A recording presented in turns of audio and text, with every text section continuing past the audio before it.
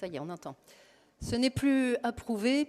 Nos trois régions sont riches d'histoire, de culture, de paysages magnifiques qui attirent des touristes bien au-delà de nos frontières.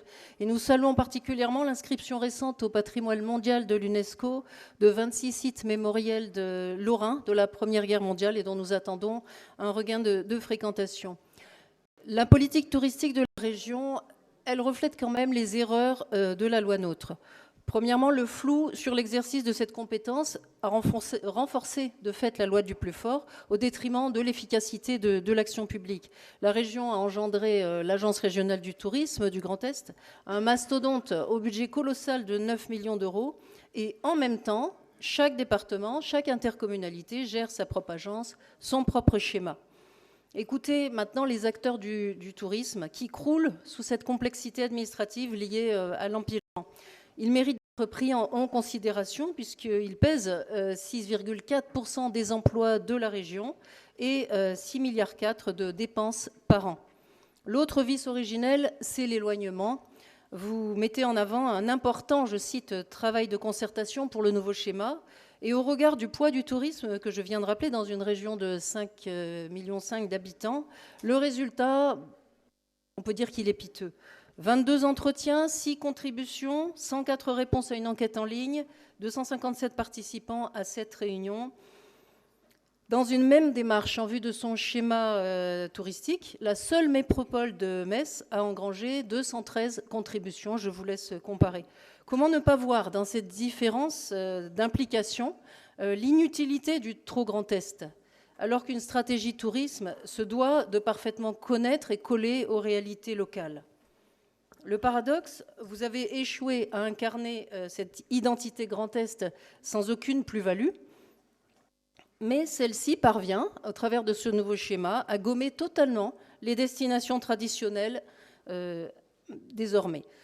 Plus d'Alsace, plus de Lorraine, plus de Champagne, Ardennes et des Vosges. Vous dépensez 1 million d'euros par an pour Explore Grand Est, mais personne ne dit jamais, chérie, cet été, si on allait visiter le Grand Est. Personne. Ce que les touristes veulent, c'est un village d'Alsace, c'est une cave de champagne, c'est la fête de la Saint-Nicolas en Lorraine et tant d'autres destinations et tant d'autres terroirs. Je vois encore 3 manques dans cette politique tourisme. L'équilibre des territoires qui était promis reste à construire. Exemple, la moitié des idées séjours d'Explore Grand Est est concentrée sur le territoire alsacien. Il faut dynamiser toutes les destinations. Deuxièmement, la stratégie transfrontalière qui nous tient à cœur nécessite une vraie attention. Dans votre schéma, c'est le néant absolu. Ici à Metz, il faut savoir qu'un quart des touristes, 28%, sont des étrangers frontaliers, en grande majorité allemands. Cet atout de notre région mérite plus d'ambition. Troisièmement, il y a 6 ans, vous proclamiez être la première région à se fixer des objectifs. Alors pourquoi des fiches orientation de ce schéma ne présentent aucune donnée chiffrée? On ne sait pas d'où on part, ni où on veut aller. Y a-t-il un pilote dans l'avion et où est la RT?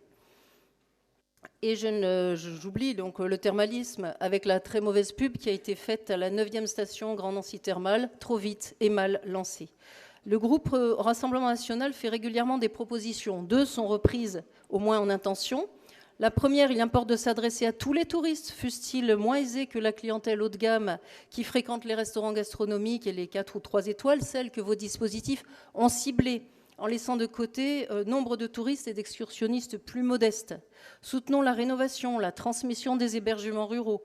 Encourageons le tourisme de proximité, le seul accessible à de nombreux foyers de notre région et dont l'empreinte carbone sera moindre, vous en conviendrez. Au lieu d'assommer notre économie avec des éco-injonctions, soyez concrets. Deuxième proposition qui va dans le bon sens, il faut cesser d'alimenter de subventions le surtourisme. Il faut rénover au lieu de bétonner. La croissance exponentielle des constructions de meublés de tourisme éloigne les habitants et les salariés vivant du tourisme qui ne peuvent plus se loger. Le logement est un levier essentiel pour répondre à la crise du recrutement de nos compatriotes dans le secteur touristique qui attendent de meilleures conditions de vie et de travail. Le groupe Rassemblement national suivra donc avec vigilance la concrétisation de nos propositions. Une politique du tourisme bien conçue et notamment pour notre ruralité, un levier de croissance, un levier d'emplois locaux non délocalisables auquel nous sommes, vous le savez, particulièrement attachés.